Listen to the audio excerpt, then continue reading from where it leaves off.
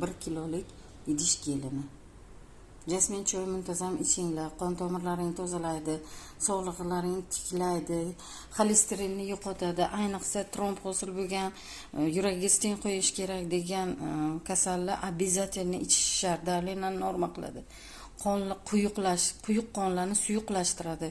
Hech qanday sizlarga trombopol yoki aspirin kerak emas. O'zi buni bir pachkachasini bittasini damlasangiz 3 mahal ichiladi. Bitta paketikni 3 mahalga bemalol ichaverasiz.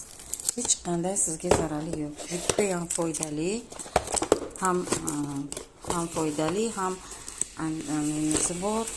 Baribir quruq choy ham olasizlar-ku. Mana shunday zo'r upakovka qilingan, ko'rdingizmi? Meniki tugagan edi, yana bugun olib keldim. Mana qaranglar. Sifatini kollagen yoshartirish uchun o'zim uchun olib keldim. Bu ikkinchi pachkamiz.